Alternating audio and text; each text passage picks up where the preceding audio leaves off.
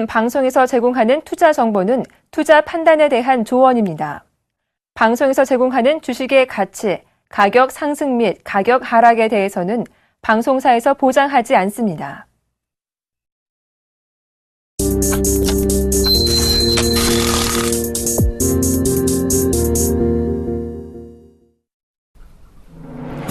시청자 여러분 안녕하십니까. 출발 증시와이드 2부의 김동현입니다. 전일 코스피 지수는 미국 연방공개시장위원회 회의 결과를 앞두고 1993마저 내어주면서 장을 마쳤는데요.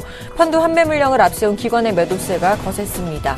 이제 기다려오던 회의 결과가 나왔습니다. 글로벌 증시는 호조세를 보였는데 우리 증시는 어떤 흐름을 보일지 저희 출발 증시와이드와 함께해 주시기 바랍니다. 출발 증시와이드 먼저 준비한 주요 코너들부터 함께 만나보시죠.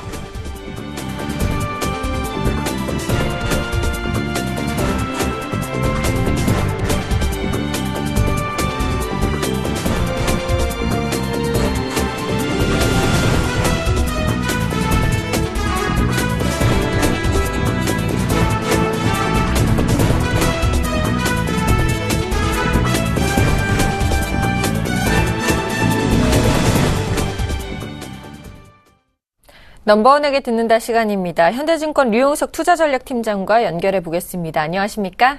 네, 안녕하십니까? 네, 반갑습니다. 먼저 17일부터 이틀간 열린 FOMC 회의에 대한 얘기부터 해봐야 되겠죠. 연준이 예상대로 월 채권 매입 규모를 100억 달러 줄이기로 하면서 5번째 테이퍼링을 단행했습니다.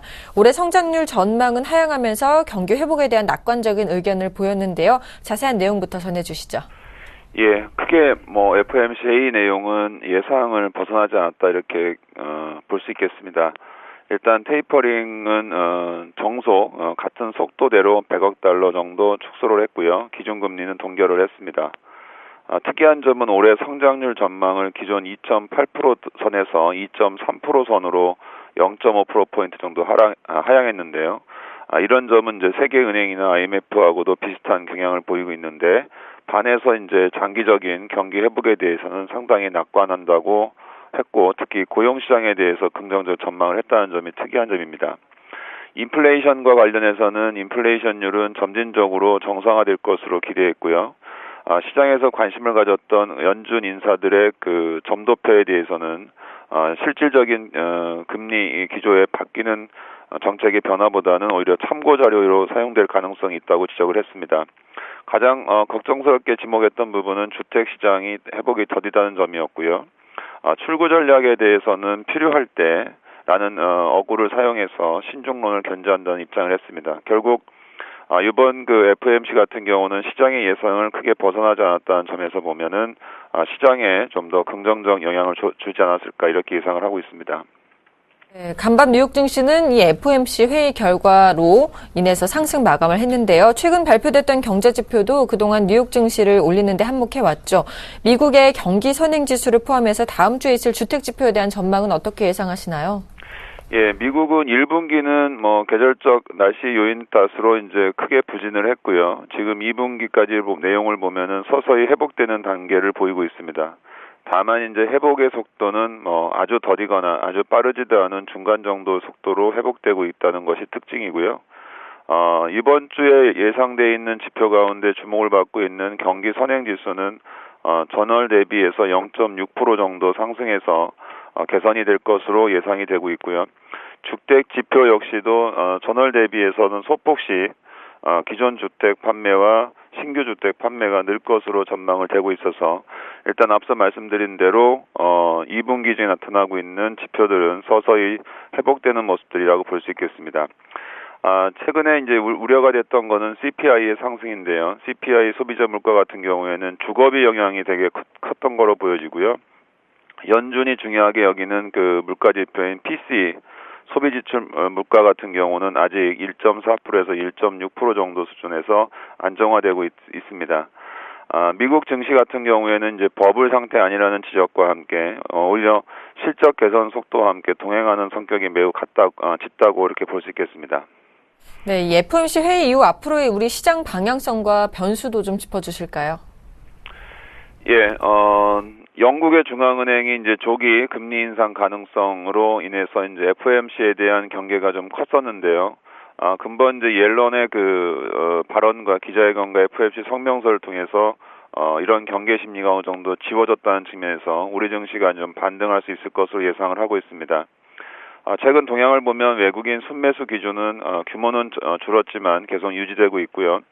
선 조정을 보였던 코스닥 시장에서도 530선을 중심으로 하방 경직성인 모습이 나타나고 있는데 외국인 매수의 지속성이라든가 이런 가격 측면에서의 하방 경직성 확보는 좀 더 긍정적 모습이 아닐까 이렇게 보고 있어서 서서히 반등 기조로 전환하지 않을까 이렇게 보고 있습니다. 네.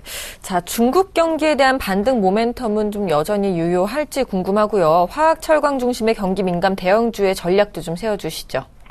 예, 가장 특징적인 거는 5월달, 그러니까 6월에 발표되는 5월 중국의 지표들이 좀 전반적으로 다 개선이 됐다는 점입니다. 그러나 이런 개선이라는 것이 이제 회복과 수축이라는 경계선에서 다소 벗어나는 정도 수준이기 때문에요. 중국이 소순환 사이클 상에서 회복되고 있지만 경기가 확장되고 있지 않다는 단점을 가지고 있습니다. 아마 3분기까지는 이러한 단기적인 지표들의 개선이 좀 이어질 가능성이 높은데요.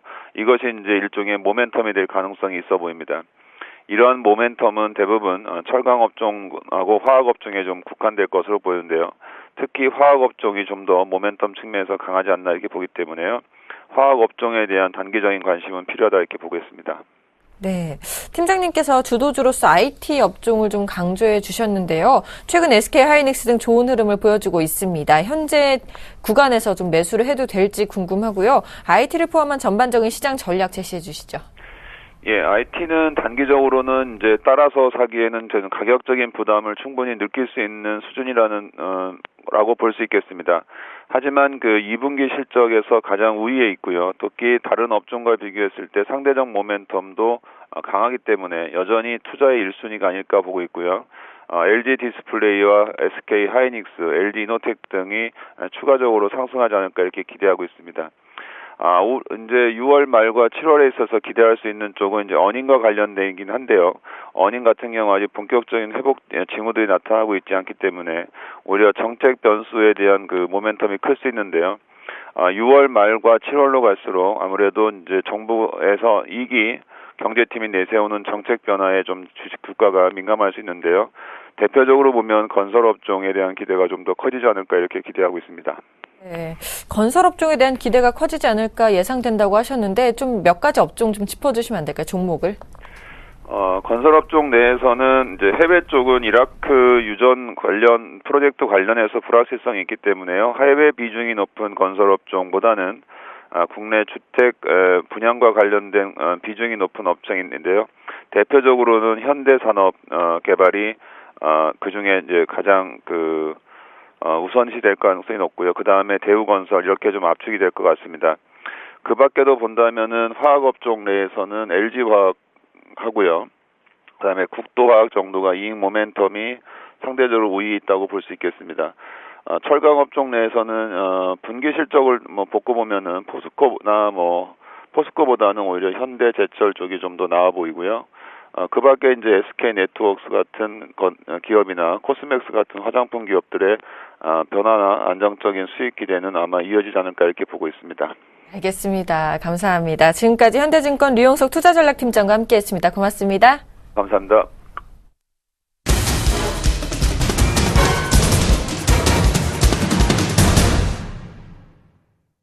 오늘장 시초가 공략주를 알아보는 시간입니다. 이상로의 한방 시작해 보겠습니다. 샘플러스 이상로 멘토와 연결해 보죠. 안녕하십니까?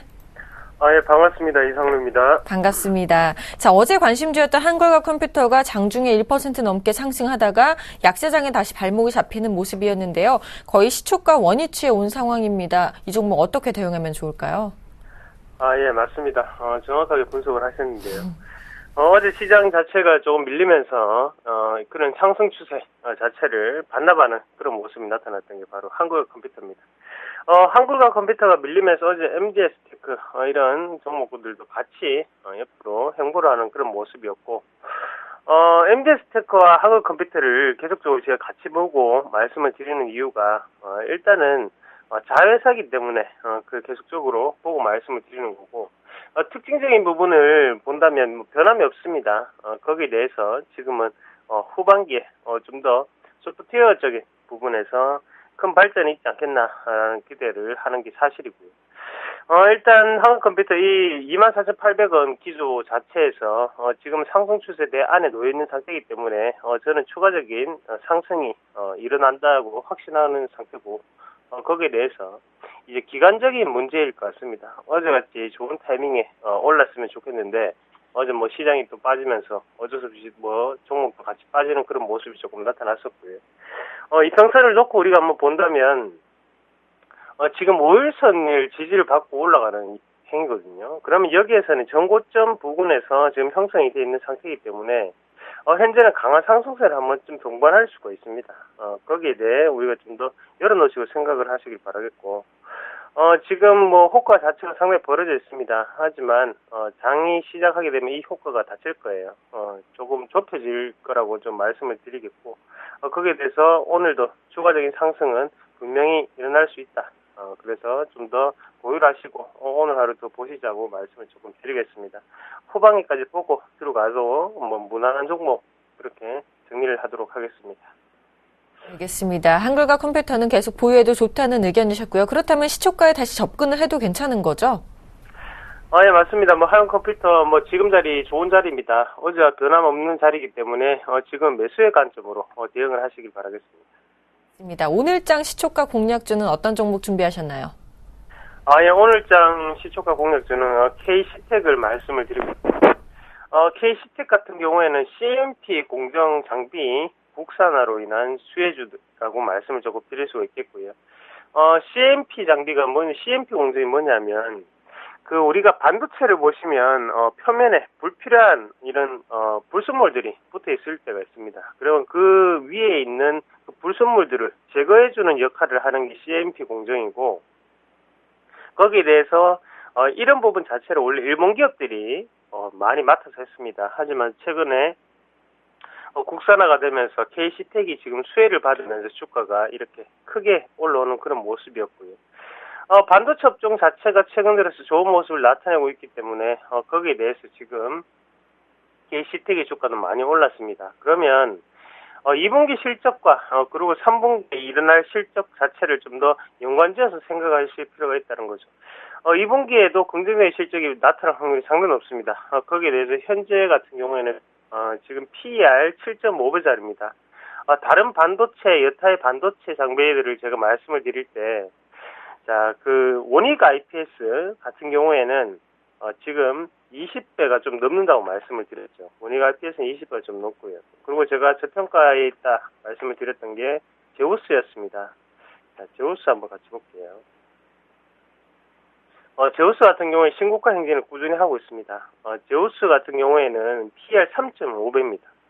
그리고 지금 K시텍 같은 경우에는 빠진 가격대로 본다면 지금 7.5배로 상당히 저평가가 되어 있는 구간입니다. 그리고 유진테크 같은 경우는 18배 이렇게 나오고요. 그렇게 봤을 때 기업의 가치적인 부분, 실적적인 부분은 아직까지도 반영 중이다. 그러면 지금 이렇게 급락은 어떻게 해석해야 될 것인가? 단기적인 조정이라고 조금 생각을 하셔야 돼요. 그래서 급하게 조금 조정을 하면 그만큼 또 다시 한 번 더 급하게 올라갈 수가 있다는 점을 우리가 꼭 다시 한 번 더 생각을 하셔야 됩니다. 잘 가는 종목군들은 항상 이렇게 급하게 꺾입니다. 그러고 난 다음에 다시 한 번 더 급하게 치고 올라가는 그런 모습이 나타나죠. 자, 반도체 장비 및 소재의 매출 확대가 상당히 긍정적일 수 있고 거기가 주가에 큰 영향을 미칠 수 있다는 점을 우리가 다시 한 번 더 꼭 생각을 하셔야 될 것 같고요. 최근 들어서 반도체 업황 그리고 반도체 업종이 상당히 좋은 모습을 나타내고 있습니다. 3거래일 전에 인텔의 실적에 대한 상향 조정을 하는 모습이 나타났습니다. 그건 무슨 말이냐면 인텔이라든지 마이크론 그리고 지금 퀄컴 같은 반도체 회사들이 꾸준히 실적을 상향 조정한다는 것은 지금 업황 자체가 글로벌적으로 좋구나. 여기에 대해서 삼성전자 같은 경우에도 영업이익 전망치가 비록 하향했지만 안에 반도체 부분은 더욱더 성장을 할 수 있다는 거죠. 그리고 SK하이닉스도 이 신고가는 좀 더 이어질 수 있다는 거. 그러면 거기에 대해서 반도체 장비들 중에서 오늘 K시텍처럼 이렇게 급락이 나왔던 종목군은 다시 한 번 더 크게 안정이 나타날 수 있다는 점을 우리가 한 번 더 체크를 하시는 게 어떨까 그렇게 말씀을 드리겠습니다. 오늘은 낙폭과대에 의한 접근을 조금 해보겠고요. 거기에 대해서 반도체 장비주는 지금 아직까지 흐름이 살아있기 때문에 우리가 한 번 더 눈여겨보실 수 있는 그런 종목이 아닌가 그렇게 말씀을 드리도록 하겠습니다. 지금 KC텍 같은 경우에 우리가 차트를 보면서 좀 더 분석을 좀 해드리겠습니다. 자, 주봉을 한번 보시면 전고점 자체가 형성되고 난 다음에 크게 주가가 빠졌습니다. 그리고 행보권 영역을 상당히 오랫동안 길게 분포를 했었고요. 자, 요 자리를 기준으로 해서 지금 매집이 지금 2011년도부터 지금 2014년도까지 매집이 들어가는 그런 자리였습니다. 그러고 난 다음에 이 자리를 기준으로 현재는 다시 한 번 더 강한 상승세를 동반한 그런 움직임이 나타났었죠. 이런 상승세를 동반한 움직임이 나타났다고 보면 현재 이 21선 자리, 주봉상 21선 자리, 이 자리는 쉽게 깨지기 힘들겠다라는 부분을 저는 말씀을 조금 드리겠습니다. 그래서 하단에 어차피 깨져도 하단에 이 가격대는 무조건 지켜줘야 되는 자리입니다. 그렇기 때문에 지금 추가적인 상승 기조에 좀 더 베팅을 할 수 있는 자리라고 주봉을 통해서 조금 분석을 해드렸고, 매수가는 시초가 말씀을 드리겠고요. 1차적인 목표가는 플러스 3%, 그리고 손절가는 6,900원 말씀을 드리도록 하겠습니다.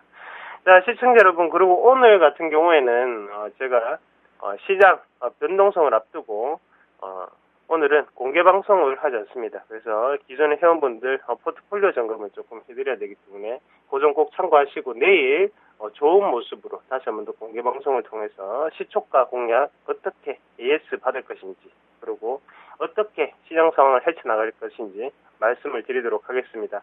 자, 오늘 하루도 수고하시고요. KC텍이 오늘 크게 올라가는 모습을 기대해 한번 해보겠습니다. 고맙습니다. 네, 오늘장 시초가 공략주인 KC텍까지 살펴봤습니다. 지금까지 샘플러스 이상로 멘토와 함께했습니다. 고맙습니다. 예.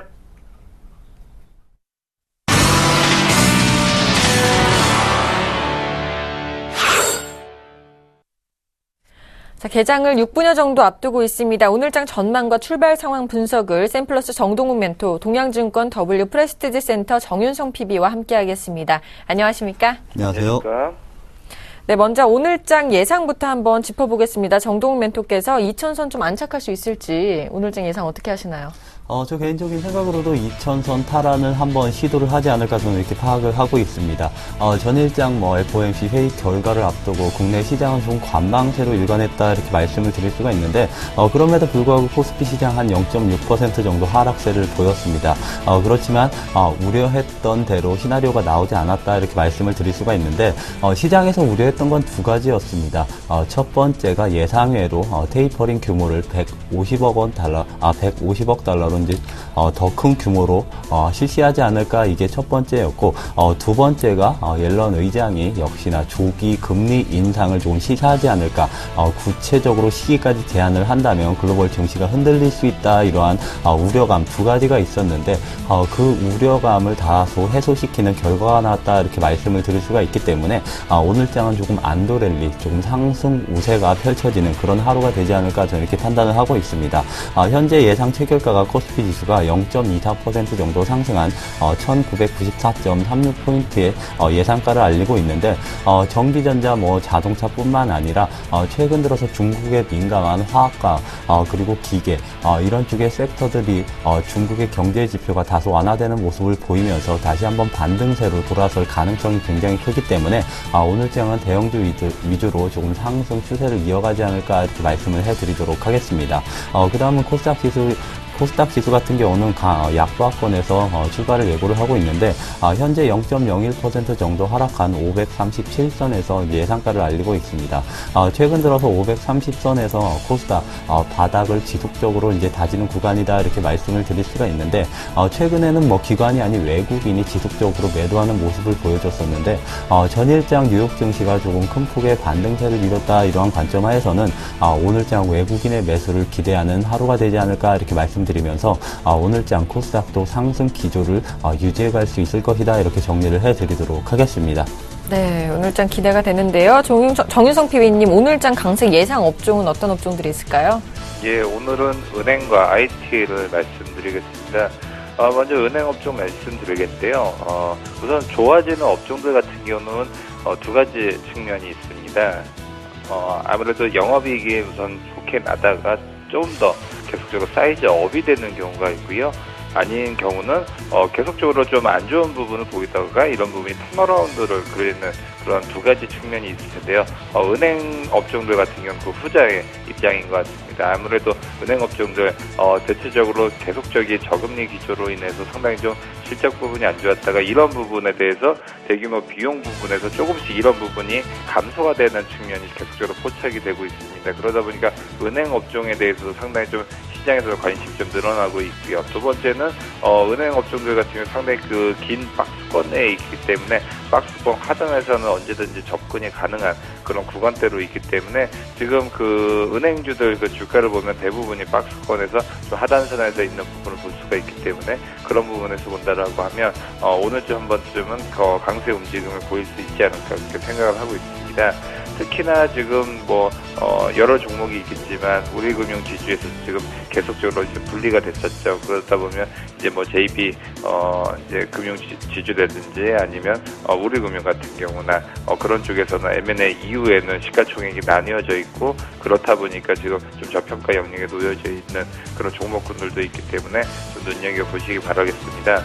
두 번째는 IT 업종 보시겠는데요. IT 업종들 특히나 SK하이닉스 계속적인 좀 강세 움직임을 보여주고 있습니다. 가는 말이 더 간다라는 종목이 바로 SK하이닉스를 두고 얘기를 하는 것 같습니다. 앞으로도 D램 수요에 대해서는 앞으로도 공급자 측면이 상당히 우호적으로 바뀌었다. 기존에는 소유자 측면인 시장에서 공급자적인 측면으로 넘어갔기 때문에 D램의 가격을 수요자가 정하는 것이 아니라 공급자가 정하는 시장으로 바뀌었기 때문에 계속적으로 외국인들의 관심은 끊이지 않고 있습니다. 그러다 보니까 SK하이닉스를 우선 필두로 둔 그런 반도체 업종 말씀드리겠고요. 최근에는 반도체 업종 비단 하이닉스뿐만이 아니라 원액 IPS라든지 테스라 같은 그런 장비주들과 부품주들 같은 경우도 상당히 좀 관심이 많아지고 있습니다.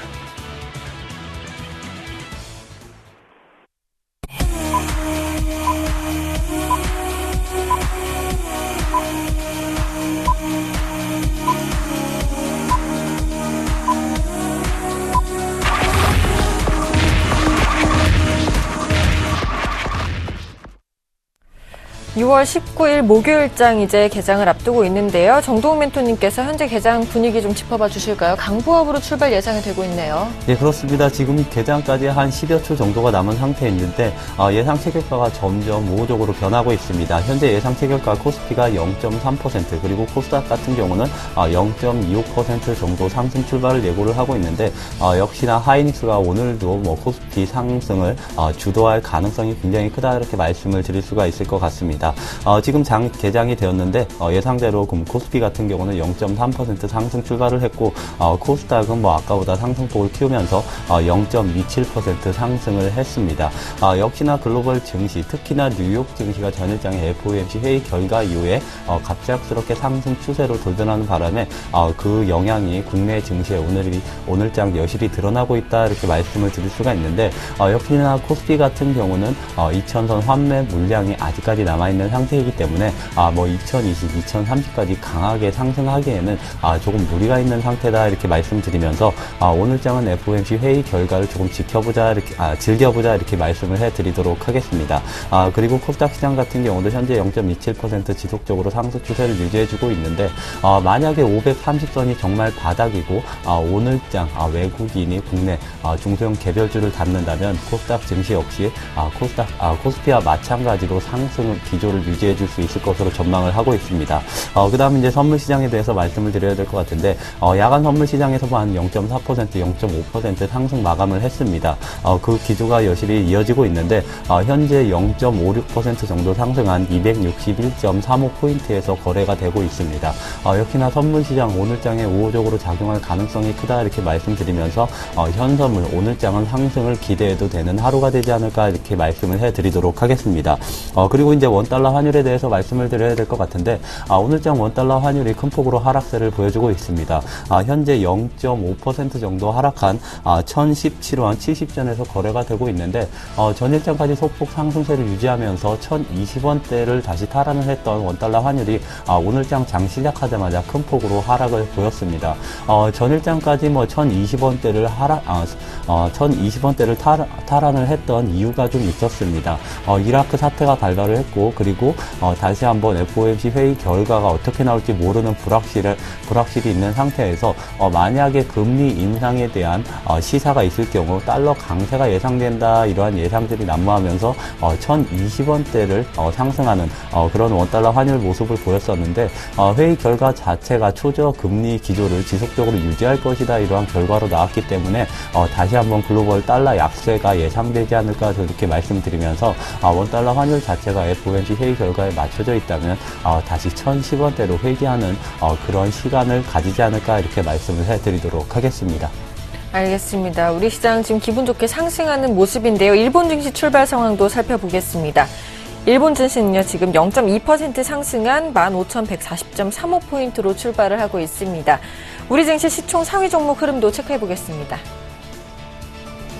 네, 삼성전자가 의외로 19,000원 하락한 133만 9천원에 거래가 되고 있고요. 나머지 현대차, SK하이닉스, 현대모비스, 네이버와 포스코까지 모두 1% 넘는 상승의 흐름을 보이고 있습니다. 네, 한국전력도 상승 출발하고 있는 모습이고요. 삼성전자 우선주는 소폭 하락 출발하는 모습입니다. 기아차와 신한지주, 삼성생명과 SK텔레콤 모두 상승 출발하는 흐름이네요. 네, 코스닥 시가총액 상위 종목군들도 살펴보겠습니다. 셀트리온과 파라다이스, 서울반도체 모두 상승 출발이고요. CJ ENM만 하락 출발하는 모습입니다. 동선은 보합권에서 거래가 되고 있고요. 다음은 1% 넘게 상승 출발하고 있습니다. 자, 정윤성 PB님, 현재 업종별 분위기는 어떤가요? 예. 먼저 오늘 코스피 지수가 좀 강세 움직임을 보여주면서 대부분의 업종이 강세의 움직임을 보여주고 있습니다. 그렇지만 IT 일부 업종들과 우선은 그런 IT 일부 업종들만이 좀 약세 움직임을 보여주고 거의 대부분의 업종이 강세 움직임을 보여주고 있습니다. 먼저 아까 말씀드렸던 은행주들 먼저 보시겠는데요. 우선은 우리 금융지주가 1.19% 가장 강한 움직임을 보여주고 있고, 하나금융지주, KB금융지주, 기업은행, 신한지주 모두 강세의 움직임을 보여주고 있습니다. IT 쪽이 좀 재밌는데요. 삼성그룹주 단의 그런 IT 기업들 같은 경우는 약세의 움직임을, 그 밖에 여타 IT 업종들 같은 경우는 상당히 강한 모습을 보여주고 있습니다. 삼성전자 아까 앞서 말씀하셨다시피 약보합권의 움직임을 보여주고 있고요. 삼성 SDI, 삼성전기 모두 약보합권의 움직임을 보여주고 있습니다. 그렇지만 IT 업종들 같은 경우는 SK하이닉스, 서울반도체, 제일모주 모두 강보합권의 움직임을 보여주고 있습니다. 이 밖에도 통신업종 보시겠는데요. SK텔레콤이 오늘 2.5% 급등을 하고 있습니다. 우선은 2.5% 급등하고 있는 와중에도 KT에 LGU 플러스도 모두 강보합권의 움직임을 보여주고 있습니다. 자동차 업종 보시겠습니다. 모처럼 좀 강한 모습 보여주고 있는데요. 현대모비스가 1% 오르고 있고, 현대차, 기아차 모두 강보합권의 움직임을 보여주고 있습니다. 오늘 에너지 화학주들도 좀 좋은 모습 보여주고 있는데요. 금호석유 1.3% 올라가고 있고요. SK이노베이션, S-오일, 롯데케미칼 등도 강세 움직임 보여주고 있습니다. 알겠습니다. 이렇게 업종별 분위기 살펴봤고요. 수급도 한번 살펴보도록 하겠습니다. 시장 상승하고 있는데 수급은 그렇게 썩 좋진 않은 모습이네요. 네, 그렇습니다. 전반적인 수급, 코스피 수급 상황을 봤을 때, 외국인이 왜 파느냐, 이렇게 좀 생각하시는 분들이 계실 텐데, 현재 코스피 시장 외국인과 개인권에서 각각 237억 원, 그리고 54억 원 정도 순매도를 보여주고 있고, 기관권에서 293억 원 정도 순매수를 보여주고 있습니다. 오늘장, 전일장 뉴욕 증시가 그렇게 강하게 끝났는데, 왜 외국인이 순매도로 잡히느냐 좀 의아해하시는 분들이 계실 텐데, 삼성전자 휴가다, 이렇게 말씀을 드릴 수가 있습니다. 현재 삼성전자 외국계 창구로만 3만 주 정도가 순매도로 잡히면서 현재 코스피 외국인의 매도세는 대부분 삼성전자에 국한돼 있다, 저는 이렇게 말씀을 드리고 싶습니다. 삼성전자 3만 주라고 하면 한 300억에서 400원 정도 되는 그런 금액이기 때문에 사실상 삼성전자를 제외한다면 코스피 시장에서 외국인은 순매수 기조를 유지해주고 있다 이렇게 말씀을 드릴 수가 있기 때문에 현재 외국인 매도 크게 우려할 만한 상황은 아니다 이렇게 말씀을 드릴 수가 있을 것 같습니다. 그리고 이제 코스닥 상황을 잠깐 살펴보면 코스닥은 외국인과 기관이 각각 순매수를 보여주고 있습니다. 외국인이 6억 원 그리고 기관권에서 1억 원 정도 순매수를 보여주고 있고 개인권에서 한 11억 원 정도 순매도를 보여주고 있는데 오늘장 코스닥 지수가 탄력성 있게 좀 상승세를 보여주고 있습니다. 전일장에도 사실상 코스닥이 좀 코스피 대비 양호한 흐름을 보였었는데 특히나 시가총액 상위주들 반등세라고 하기보다는 사실 강보합권 내에서 움직여주는 그런 코스닥 종목들이 요즘 들어 굉장히 많이 생겨나고 있다 이렇게 말씀을 드릴 수가 있는데 특히나 셀트리온이 이제 하락 추세를 멈추고 다시 한번 바닥권을 잡으려는 움직임 그리고 서울 반도체가 37,000원, 38,000원대까지 빠졌다가 다시 4만원 선을 회귀하면서 역시나 코스닥 지수 상승을 견인을 해주고 있다 이렇게 말씀을 드릴 수가 있는데 제가 앞서 말씀드렸듯이 외국인이 코스닥 오늘장 외국인이 순매수를 보여준다면 코스피를 따라서 크게 상승할 가능성이 있기 때문에 오늘장 양시장 좋게 봐야 된다 이렇게 말씀을 드렸던 것 같습니다. 그리고 이제 선물 시장에 대해서 말씀을 드려야 될 것 같은데 선물 시장에서 이제 외국인이 800계약 정도 순매수를 보여주고 있습니다.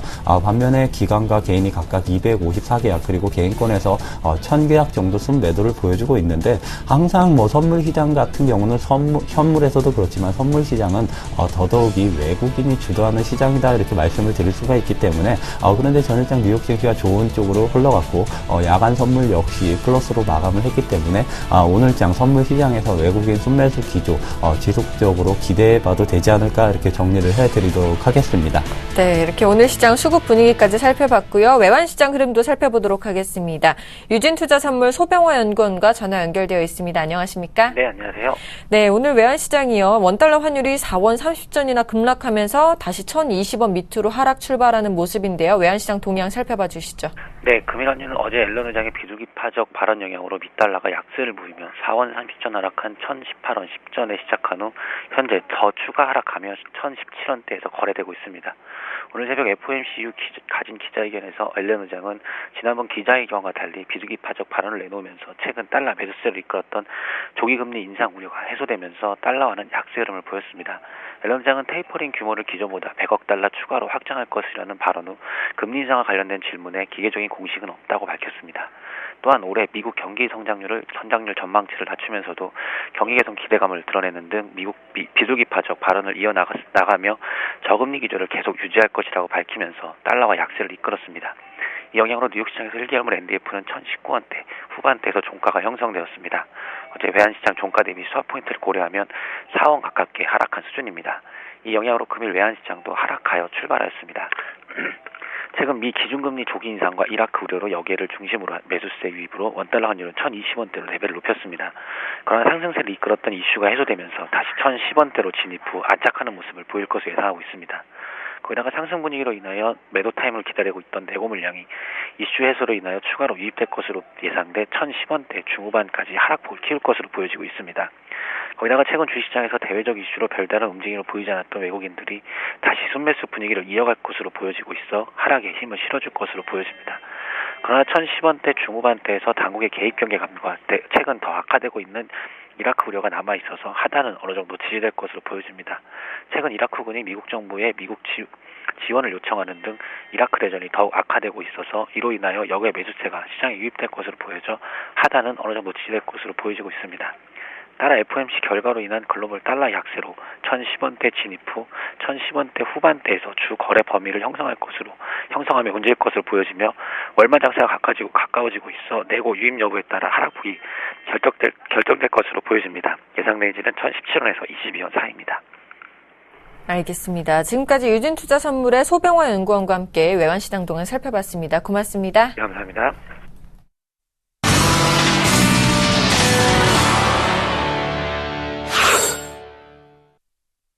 네, 오늘의 돌발 종목입니다. 먼저 세 종목 살펴보겠습니다. SK하이닉스가 또다시 신고가를 경신했다는 소식입니다. 장중에 5만 원을 넘어서면서 무려 17년 만에 5만 원을 넘어선 수치라고 하는데요. 이 부분 짚어드리고요. 삼성전자는 오늘 약세를 보이고 있죠. 2분기 실적 부진 전망에 약세를 보이고 있다는 소식입니다. ST큐브는요. 항암제 신약 관련 특허 신청 소식에 상한가를 기록했다고 하네요. 세 종목 짚어주시죠. 예, 먼저 SK 하이닉스부터 보시겠습니다. SK 하이닉스 정말 거칠미 없다라고 표현할 수밖에 없는 주가의 흐름인데요. 사실상 이렇게 뭐 많이는 올라가고 있지만 그만큼 영업이익단에 대한 예상 부분은 계속적으로 우상향이 되고 있습니다. 그러다 보니까 뭐 고평가 논란 그런 부분이 아니라 그만큼 영업이익단이 커지고 있다. 그렇기 때문에 PER 부분이 그렇게 부담스러운 수준은 현재는 아니다라는 부분은 알고 계셔야 될 것 같습니다. 우선은 그런 부분을 본다라면 기존에는 하이닉스 봤었을 때는 상당히 뭐 영업이익 부분이라든지 수익성 부분이 굉장히 등락폭이 컸었죠. 뭐 예전 같았을 때는 재무구조상으로도 상당히 어려웠었지만 지금은 이전의 하이닉스와는 상당히 다른 그런 시장을 갖고 있다라고 말씀드릴 수 있겠습니다. 첫 번째는 SK 하이닉스 같은 경우는 매출 비중 중에서 그 디램 가격이 굉장히 큰데요. 우선은 그 디램 부분에서도 그 가격대가 예전 같았을 때는 수요자 측면이 굉장히 컸었습니다. 그렇기 때문에 하이닉스의 주가를 예측하기 굉장히 힘들었었지만 지금 같았을 때는 빅3로 지금 대체가 됐었죠. 그러다 보니까 이제는 공급자들이 이런 디램에 대한 수요 공급에 대한 측면을 조절을 잘 할 수가 있습니다. 이쪽 따라서 그러다 보니까 디램 가격이 상당히 안정화가 되고 예전 같았을 때는 디램 가격이 뭐 급락이 있으면 주가가 급락이 있다 보니까 투자자들 입장에서 하이닉스를 바라봤을 때는 상당히 자신 있게 배팅하기가 힘든 종목이었지만 지금은 그렇지 않다라는 점. 그렇기 때문에 외국인도 상당히 좋아하는 주식이다라고 볼 수 있을 것 같습니다. 여기다 덧붙여서 디램이 중요하지만 지금부터는 낸드가 더욱더 중요한 시기가 될 것이다라고 저는 예상을 하고 있습니다. 왜냐하면 낸드 같은 경우는 뭐 사물 인터넷이라든지 아니면 스마트 기기 저희가 쓰는 TV라든지 냉장고 그런 모든 기기들 같은 경우가 이제는 단순히 기능적인 부분뿐만이 아니라 인터넷 그런 소통이 가능한 그런 가전기기로 넘어가고 있다 보면 낸드 플래시에 대한 수요는 상당히 커지고 여기에 대한 부가가치도 상당히 커질 것이다라고 볼 수 있기 때문에 하이닉스의 그런 업황적인 부분 상당히 클 수가 있습니다. 이와는 반대로 삼성전자 같은 경우는 매출 비중 중에서 스마트폰 부분이 크다 보니까 예전에는 스마트폰이 상당히 성장성이 클 때는 삼성전자가 더 좋았지만 지금 같았을 때는 SK 하이닉스가 상당히 사업 포지션이 더 좋다라고 볼 수 있을 것 같습니다. 그러다 보니까 앞으로도 지금 뭐 5일선 떠서도 급하게 올라가고 있지만 여기서는 좀 수급적인 부분은 있긴 하겠지만 앞으로도 이런 부분은 SK 하이닉스의 영업이익률 추정치를 잘 보면서 따라가야 될 필요성이 있어 보입니다. 두 번째 말씀드릴 종목은 삼성전자인데요. 삼성전자 2분기 실적 악화의 약화에 대한 그런 전망으로 인해서 약세 움직임을 보여주고 있습니다. 방금 하이닉스 말씀드렸다시피 디램이라든지 낸드 쪽은 상당히 좋지만 삼성전자도 분명히 반도체 부분도 있지만 스마트폰 비중이 크죠. 그러다 보니까 스마트폰 판매가 기대에 못 미치는 그런 실정으로 인해서 삼성전자의 2분기 영업이익 전망치는 기존의 8조 5천억에서 7조 9천억으로 좀 내렸습니다. 그러다 보니까 지금 삼성전자의 그 주가 부분도 좀 약세 움직임을 보여주고 있고 하이닉스와는 전혀 다른 방향으로 가고 있습니다. 그러다 보니까 앞으로도 스마트폰에 대한 성장성은 이렇게 한번 꺾인 시장은 되돌리기 상당히 힘들어 보입니다. 그러다 보니까 삼성전자는 앞으로는 스마트폰 부분은 주가를 좀 잡는 역할을 할 것 같고요. 그 다음에 그 디램 부분 같은 경우 상당히 업사이드가 큰 부분이기 때문에 삼성전자 같은 경우는 130만 원대 초반에서 150만 원대의 박스권 움직임을 그릴 가능성이 상당히 크다라고 말씀드릴 수 있겠습니다. 세 번째 말씀드릴 종목은 ST큐브인데요. ST큐브 같은 경우 항암제 관련 기술 특허 취득으로 인해서 좀 상한가의 움직임을 보여주고 있습니다.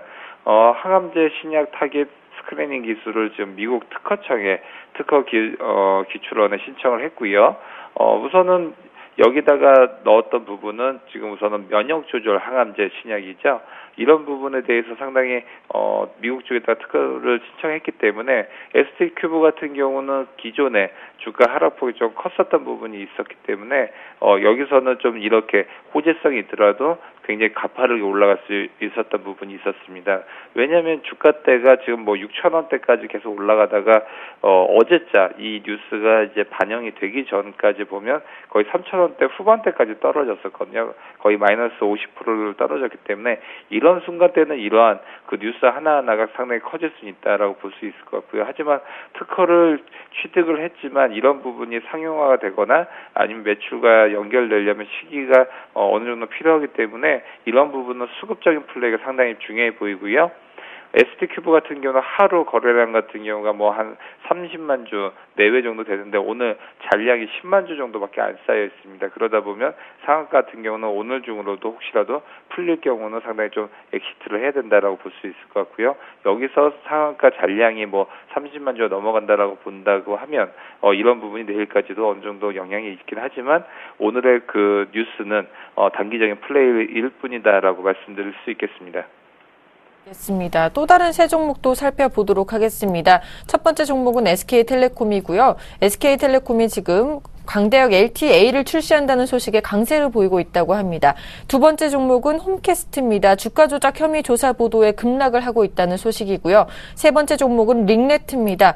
링네트가 상승하는 이유를 들여다보니까요. 링네트는 시스코의 국내 유일한 파트너사인데 시스코의 수석 부회장이 삼성전자 등의 한국 회사들과 이 사물인터넷에 대해서 협력할 것이라고 말하셔서 상승하고 있다고 하네요. 세 종목 짚어주시죠. 예, SK텔레콤 먼저 말씀을 드려야 될 것 같습니다. 현재 SK하이닉스가 오늘장 53,300원으로 다시 한번 신고가를 갱신함에 따라서 SK텔레콤의 지분 가치가 조금 부각받고 있다 이렇게 말씀을 드릴 수가 있는데 현재 SK텔레콤이 SK하이닉스 지분을 한 22% 정도 들고 있습니다. 지분 가치로 환산을 해보면 한 7조 원이 넘는 금액이다 이렇게 말씀을 드릴 수가 있기 때문에 오늘 SK텔레콤 이유 있는 상승을 보여주고 있다 이렇게 말씀을 드릴 수가 있을 것 같습니다. 이 밖에도 여러 가지 호재가 있는 게 SK텔레콤이다 이렇게 말씀을 드릴 수가 있는데 전통적으로 한 6월, 7월쯤이 되면 이제 다시 한번 이제 배당주에 대한 메리트가 시장에서 솔솔 나오는 그런 얘기가 나오는 시기가 되었다 이렇게 말씀을 드릴 수가 있기 때문에 전통적인 배당주에 속하고 있는 SK텔레콤 배당주 매력이 부각되고 있다 이렇게 말씀을 드릴 수가 있을 것 같고 방금 전에 앵커님이 말씀하셨듯이 다시 한번 LTA 그 ATA 기대감과 또 한가 영업정지 해제 이런 호재들이 겹치면서 오늘장 SK텔레콤이 조금 강하게 상승세를 보여주고 있다 이렇게 말씀을 드릴 수가 있을 것 같습니다.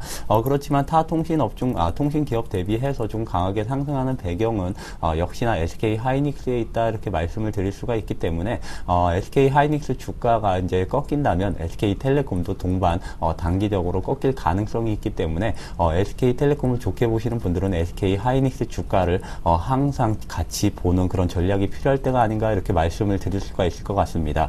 그리고 SK하이닉스 같은 경우는 사실상 미국의 마이크론 테크놀로지 주가를 후행한다 이렇게 말씀을 드릴 수가 있을 것 같은데 제가 지금 화면에 마이크론 테크놀로지 주가 차트를 잠깐 띄워놨습니다.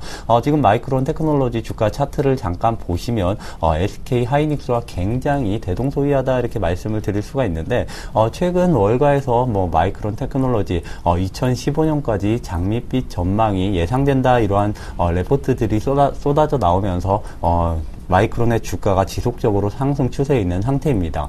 만약에 월가의 전망대로 마이크론의 주가가 지속적으로 상승 추세를 유지해 준다면 가장 비슷한 피어 기업으로 꼽히고 있는 SK하이닉스 주가 역시 국내 증권사 예상대로 6만 원 이상까지 올라갈 가능성도 있기 때문에 그에 상응하는 SK텔레콤 주가 상승이 예견돼 있다 이렇게 말씀을 드리면서 마이크론과 SK하이닉스 주가를 항상 실시간으로 확인하는 그런 전략이 필요한 게 SK텔레콤이다 이렇게 정리를 해드리도록 하겠습니다.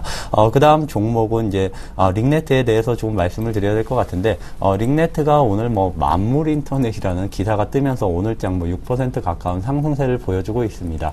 만물인터넷, 사물인터넷 이후에 나온 신주어다 이렇게 말씀을 드릴 수가 있는데 이러한 사물인터넷 관련주 사실상 이번 주 들어서 시장에 들어서 다시 한번 사물인터넷 관련주를 되짚어봐야 되는 것이 아니냐 이러한 말들이 굉장히 쏟아져 나오면서 기가레인 그리고 어보브 반도체 이런 관련주들이 사실상 며칠 전에 가파르게 상승을 했던 적이 있습니다.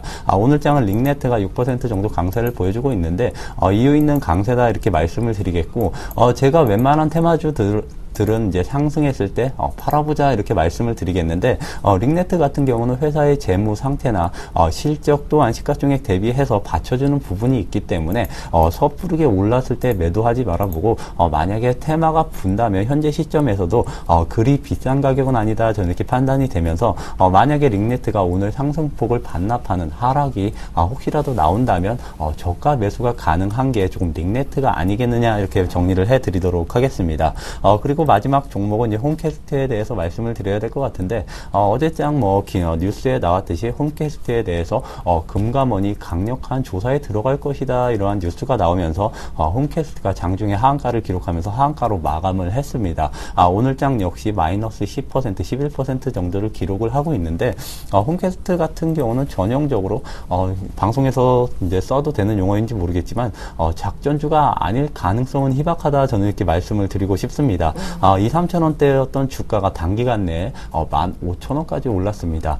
회사 상황이 아무리 좋아진다고 하더라도 실적이 이렇게 가파르게 좋아지는 기업은 거의 없다 이렇게 말씀을 드리겠고 홈캐스트 역시 실적이 15,000원에 상응하는 실적이 좋아질 리가 만무하다 저는 이렇게 판단을 하고 있기 때문에 전형적인 작전주의 패턴을 그리는 게 홈캐스트다 이렇게 말씀을 드리면서 만약에 금감원에서 정말 조사를 강력하게 들어간다면 홈캐스트 역시 주가는 4,000원, 3,000원대로 다시 회귀할 가능성이 굉장히 높아졌다 이렇게 말씀드리면서 홈캐스트는 접근을 하지 말아보자 이렇게 정리를 해드리도록 하겠습니다. 알겠습니다. 링네트가 굉장히 괜찮은 종목인가 봐요. 적분해도 괜찮다고 말씀해 주시는 거 보니까. 예, 그렇습니다. 제가 굉장히 좋아하는 종목 중에 하나인데 링네트 같은 경우 링네트를 비롯해서 여러 가지 테마주들이 난무한데 사실상 단기 급등세를 보여주는 테마주들 대부분이 자본 잠식의 기업이 굉장히 많고 적자를 시현하는 기업이 굉장히 많습니다. 그렇지만 링네트 같은 경우는 전년도에도 50억 원, 60억 원 가까운 영업이익을 기록을 했고 그리고 소프트웨어 산업을 영위하는 기업으로서 PR이 10배 이상 받는 것은 당연하다 이렇게 말씀을 드리겠는데 링네트 같은 경우는 역시나 현재 시가총액이 한 700억 원대 현재 기준으로 720억 원대를 기록을 하고 있는데 지금 실적 대비해서 시가총액이 비싼 구간이 아니다 저는 이렇게 판단을 하고 있습니다.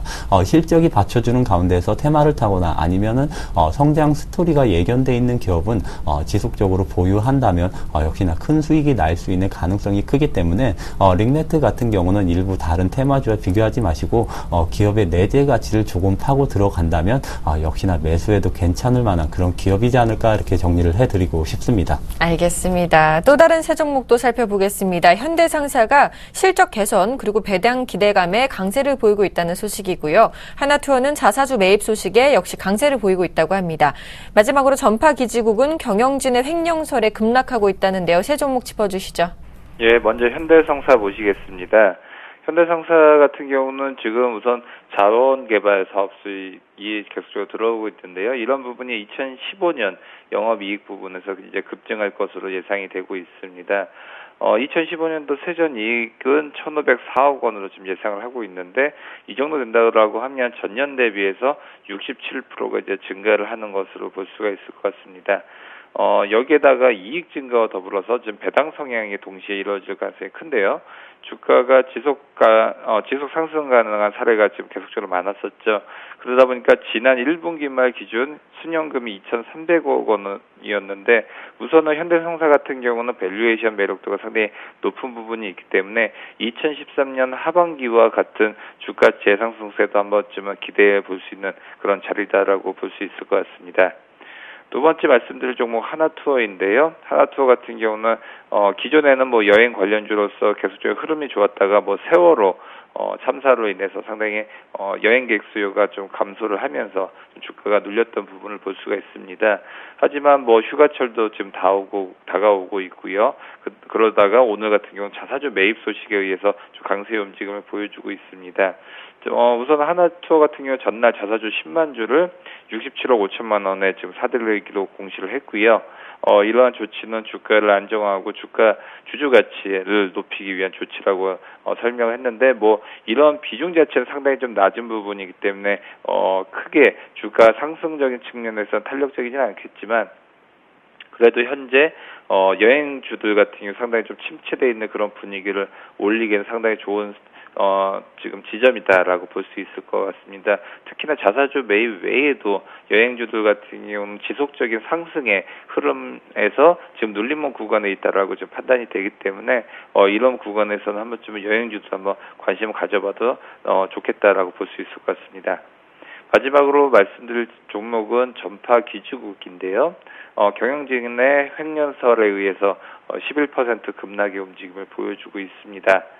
전날 한국거래소에서 지금 전파기지국의 경영진 횡령 관련 보도에 대해서 조회 공시를 요구한 상황이고요. 전파기지국 같은 경우는 아무래도 어제부터도 또 급락세가 있었죠. 어제도 거의 하한가의 움직임이 있었다가 마이너스 9%대로 마무리가 됐었고요. 오늘 같은 경우는 마이너스 10%대의 움직임이 있었습니다. 특히 전파기지국 같은 경우는 4월 달에 갑자기 그 거래량이 붙으면서 급등을 했던 부분을 다시 되돌리는 움직임이 있기 때문에 지금 뭐 경영진의 횡령설에 의해서 하락하는 부분도 있었지만 4월 달에 이렇게 급등했던 부분을 제자리에 돌림으로 가고 있는 부분도 양쪽에서 있기 때문에 이렇게 본다라면 원래 예전에 4월 달 그 거래량이 급등되기 전에 그런 주가대가 지금 11,000원대에서 만원대였습니다. 하지만 지금 12,100원대니까 아직까지도 하락에 대한 압력은 11,000원대까지 있을 수가 있다라고 볼 수 있을 것 같습니다.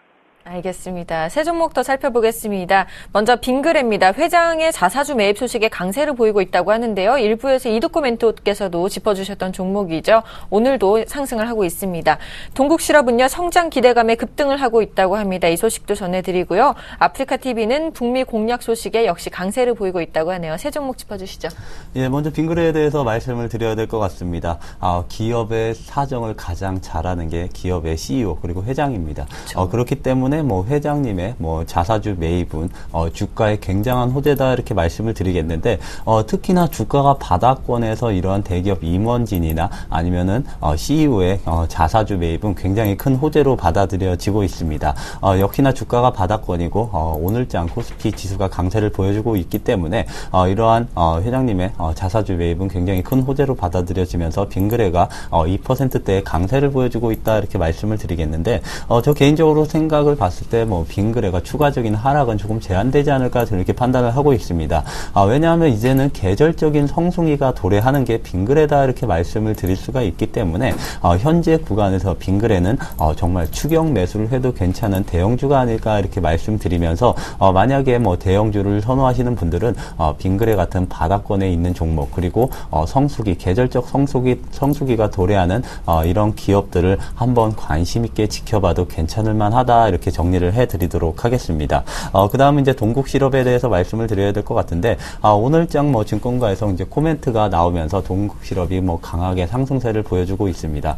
현재는 뭐 윗꼬리가 달린 8%대의 강세를 보여주고 있는데, 동국실업의 차트를 잠깐 살펴보도록 하겠습니다. 동국실업의 차트를 잠깐 살펴보시면, 올해 3월 달에 2,300~400원이었던 주가가 단기간 내에 3,300원까지 급등세를 보였습니다. 이 이유를 잠깐 살펴보면 제가 기억은 잠시 기억이 나지 않고 있는데 새롭게 인수한 그리고 독일에서 인수한 이런 법인 같은 경우가 굉장히 실적이 잘 나오고 있다고 합니다. 물론 지분 100%는 아니지만 충분히 지분법 이익으로 해서 굉장히 큰 수익을 안겨줄 것으로 전망이 되고 있는 게 독일 법인이다 이렇게 설명을 해드리면서 3,300원, 3,500원까지 조금 단기간 내에 가파르게 상승을 보였다가 역시나 중국 법인의 문제 그리고 단기간 내에 뭐 코스닥 지수가 무너지면서 다시 3,000원 아래로 내려왔는데 이제는 다시 한번 독일의 자회사 그리고 중국 법인의 회복 이 기대감이 맞물리면서 오늘장 8%대의 강세를 보여주고 있는데 보여주고 있는 게 동국실업이다 이렇게 정리를 해드릴 수가 있을 것 같습니다. 현재 뭐 SK증권에서 코멘트를 내놓은 게 2분기 영업이익 같은 경우가 지난해 전년 동기 대비해서 100% 이상 증가한 45억 원을 기록할 것으로 전망이 되고 있고 그리고 올해 연간 실적 같은 경우는 영업이익이 252억 원으로 전년 대비해서 큰 폭으로 상회할 것으로 전망이 되고 있기 때문에 만약에 증권사에서 예상한 가이던스대로 실적이 나온다면 동국실업 기업 같은 경우는 PER이 5배 정도, 5배가 되지 않는 그런 수치이기 때문에 향후에 추가적으로 상승이 가능한 종목이다 이렇게 말씀을 드릴 수가 있을 것 같습니다. 그런데 제가 얘기해드린 부분은 증권사 레포트를 인용한 것이기 때문에 개인적으로 실적 추정을 다시 한번 확인하는 마무리 작업이 필요하다 이렇게 말씀드리면서 동국기록 같은 경우는 단기간 내에 추가 상승이 가능할지언정 장기적으로 상승 추세를 유지할 수 있는 힘은 역시나 개개인적으로 실적이 증권사 레포트에서 제시한 수치대로 나올 가능성이 있는지를 파악한 이후에 접근하는 전략이 좀 바람직하지 않을까 이렇게 설명을 해드리도록 하겠습니다. 그 다음 이제 아프리카 TV에 대해서 말씀을 드려야 될 것 같은데 아프리카 TV가 뭐 북미에 진출한다 이런 기대감에 의해서 지금 4% 가까운 상승세를 보여주고 있습니다. 다시 한번 제 화면을 보시면 아프리카 TV는 단기간 내에 굉장히 큰 급등세를 보였다 이렇게 말씀을 드릴 수가 있는데 10,000원대부터 30,000원 부근까지 3배 가까운 상승세를 보였던 게 아프리카 TV다 이렇게 말씀을 드릴 수가 있습니다. 사실상 아프리카 TV가 예전이 아니라 올해 2월, 3월부터 급하게 상승했던 이유는 소치 동계 올림픽 그 기대감이 맞물리면서 가파르게 상승을 했었습니다. 그런데 소치 동계 올림픽만으로도 이렇게 주가가 단기간 내에 큰 폭으로 상승이 가능하겠느냐 이렇게 조금 의구심을 품었던 분들이 계신데 아프리카 TV 같은 경우는 중국 모멘텀도 따로 있다 저는 이렇게 생각을 하고 있습니다. 아프리카 TV 같은 경우는 국내에서 글로벌적으로도 굉장히 이슈를 받고 있는 먹방 이런 방송에 의해서 굉장히 요즘 들어서 특히나 청소년 그리고 20, 30대 층에 조금 공략을 하고 있는데 이게 중국에서 먹히고 있는 상태입니다. 중국에서도 최근 들어서 먹방 이런 방송 개인 방송들이 굉장히 많이 생겨나고 있는 상태이기 때문에 중국에서 성공 시나리오가 예고되면서 역시나 그 모멘텀을 타고 30,000원대까지 상승을 했던 게 아프리카 TV다 이렇게 말씀을 드리겠는데 오늘장 만약에 미국 모멘텀에 의해서 추가적으로 상승을 한다 저는 조금 회의적인 의견을 드리도록 하겠습니다.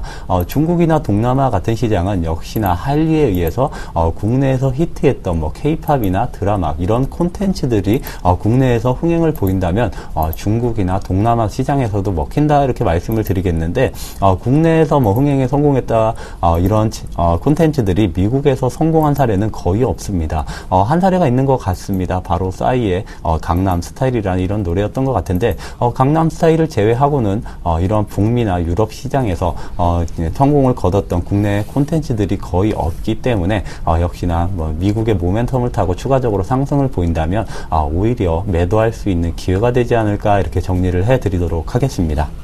알겠습니다. 이렇게 지금까지 샘플러스 정동욱 멘토, 동양증권 W 프레스티지 센터 정인성 PB와 함께 오늘장 특징주 살펴봤습니다. 도움 말씀 고맙습니다. 감사합니다. 감사합니다.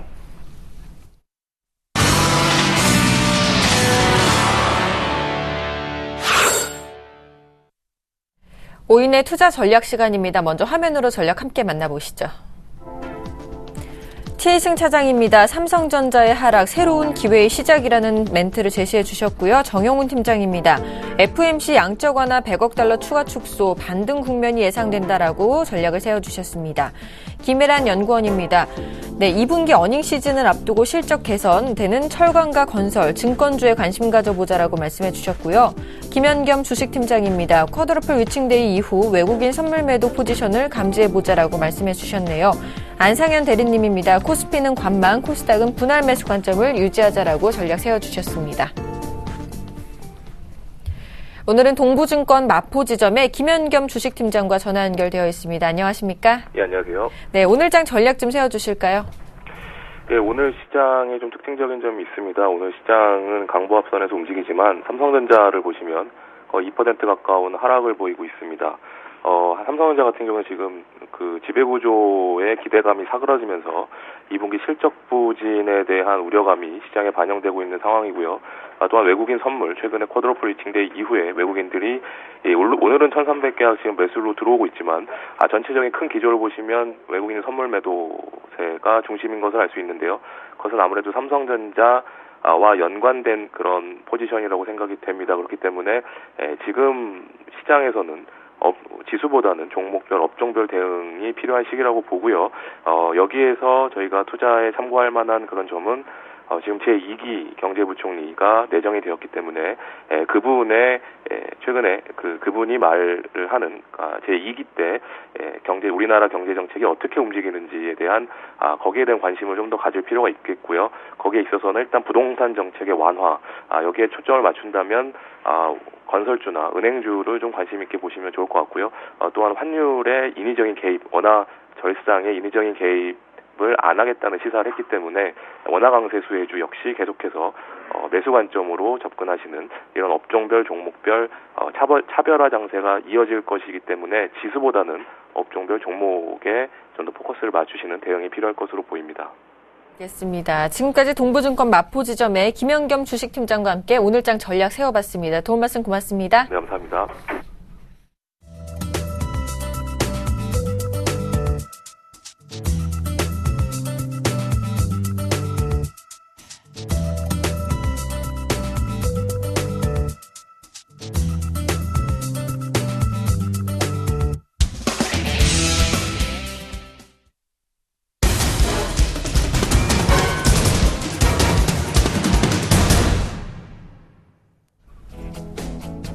안녕하십니까. 오전장 저가 매수로 오후장 역전을 노려보는 시간, 역전의 명수 예병군 멘토입니다.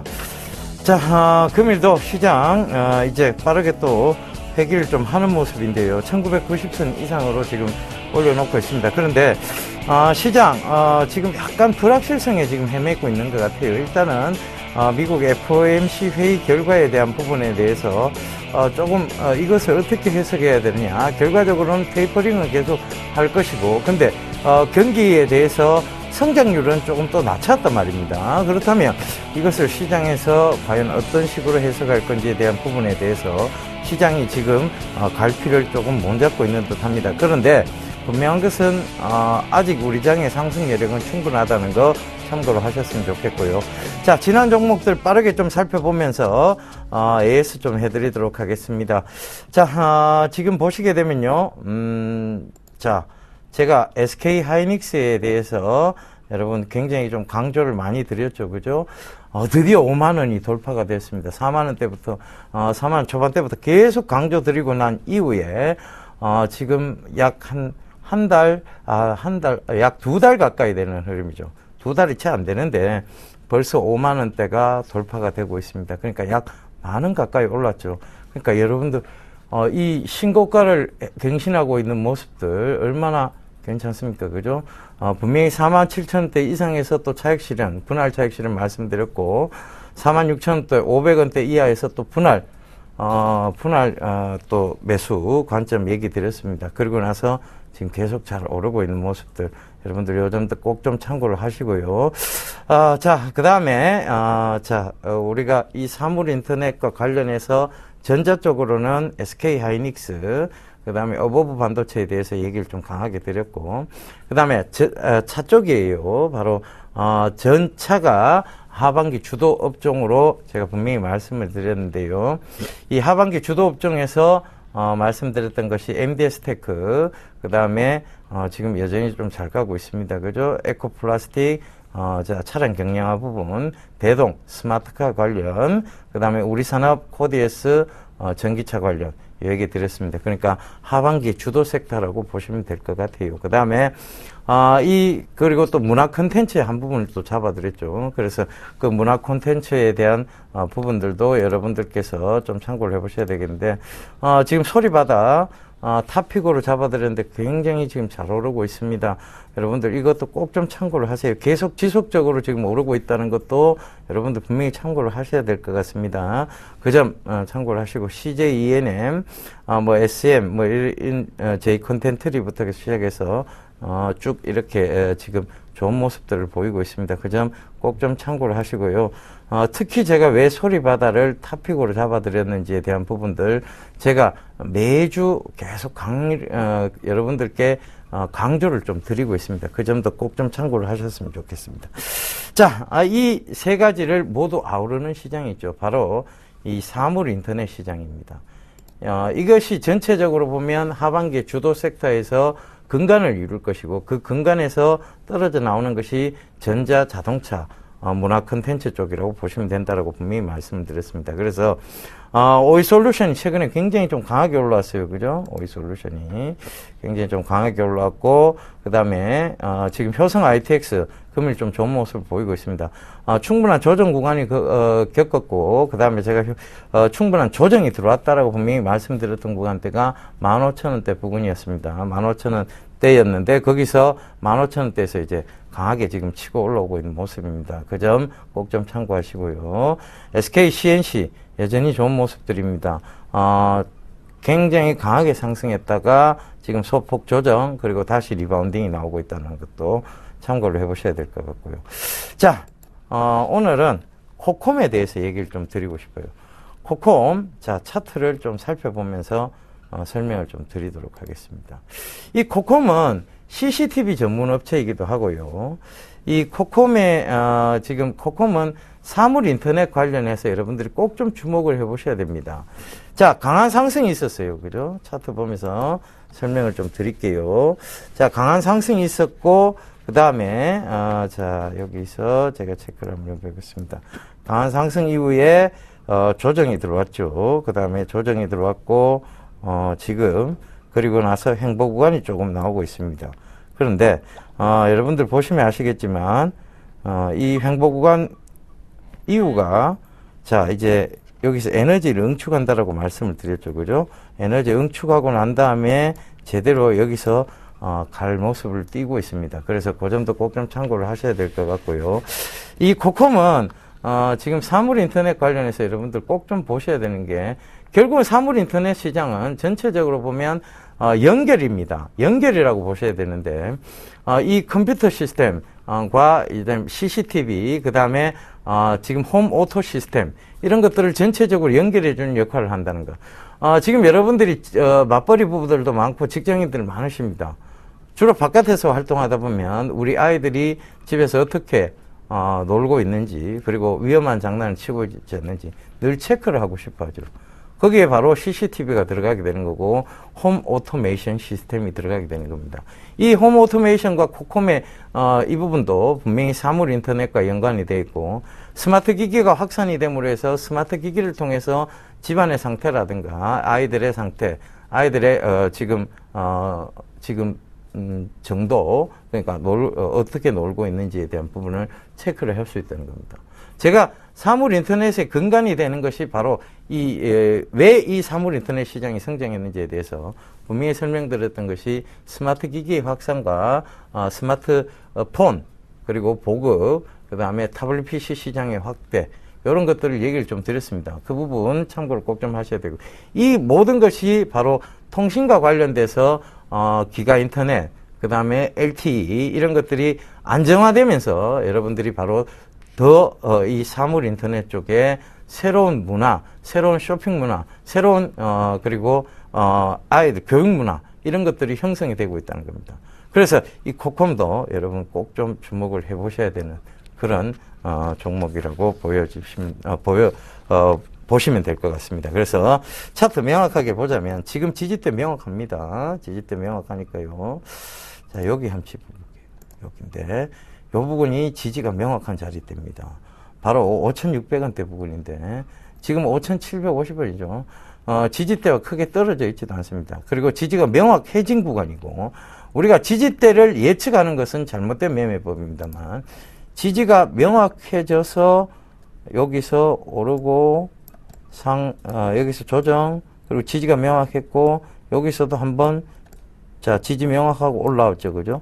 여기서도 지지 명확하고 올라왔고 다시 지지 그 다음에 여기서 지금 오르고 있는 구간 중에 있다는 겁니다. 그럼 지지대가 이렇게 이만큼 명확하다는 얘기는 이미 지지를 확인했다는 얘기입니다. 그래서 우리가 지지를 예측할 필요는 없어요. 근데 지지가 명확한 자리대가 나온다면 지금 그 부근에서 매수 전략은 유효하다는 얘기입니다. 그래서 이 코콤도 지금 단기적으로 전 목표가 부근까지는 보셔야 되는 그런 종목으로 보여집니다. 그래서 자, 요거는 물론 트레이딩 관점에서도 훌륭한 종목입니다. 그래서 늘 트레이딩과 그다음 목표가에 대한 부분을 체크를 하시면서 바이 앤 밸런싱, 즉 샀다 팔았다 하면서 수익을 극대화시키는 그런 전략도 괜찮다는 거 설명을 드리도록 하겠습니다. 자, 시장은요, 전체적으로 보면 굉장히 지금 빠르게 회귀를 해 들어가고 있습니다. 특히 코스닥 시장이 좀 빠르죠, 그죠? 아우가 먼저 가야, 즉, 코스피 시장의 길이 열린다는 얘기도 여러분들께 많이 드렸습니다. 그러니까 그런 점도 꼭 좀 체크를 해보세요. 자, 여기에 대한 자세한 얘기들은 제가 공개 방송을 통해서 여러분들께 얘기를 계속 드리고 있습니다. www.sentv.co.kr로 접속하셔서요. 10시 30분입니다. 10시 30분에 딱 들어오시면 자, 예병군 멘토가 방을 열어놨을 거예요. 그 방으로 들어오시면 소통의 공간이 열립니다. 여기에 대해서 잘 모르시겠다. 나는 일 잘 모른다. 스마트폰으로 접속해갖고 듣는 방법도 잘 모른다. 이러신 분들은 가장 간단한 방법이 있습니다. 1577-7451로 전화를 하시면 됩니다. 전화하셔서 예병군 멘토 그걸 한번 듣고 싶다라고 얘기를 하시면 저희 사업팀에서 아마 굉장히 친절하게 여러분들께 안내를 해드릴 겁니다. 자, 시장 걱정하지 마세요. 제가 늘 걱정을 안 하고 기다리면 된다라고 말씀을 드렸고, 제가 어제 전일 광고를 하나 봤는데요. 그 한석규가 이제 이몽룡으로 나오고 그 걱정 인형들이 등장을 합니다. 걱정은 저희에게 맡겨주십시오. 딱 하는. 그래서 여러분의 걱정 인형은 저 예병군 멘토라는 거 생각하시면서 걱정은 저희들한테 맡겨두시고 편안하게 시장에 대한 종목을 즐기시면 될 것 같습니다. 전 내일 다시 인사드릴까 약속드리면서 오늘 이만 물러가도록 하겠습니다. 감사합니다. 예병군 멘토였습니다.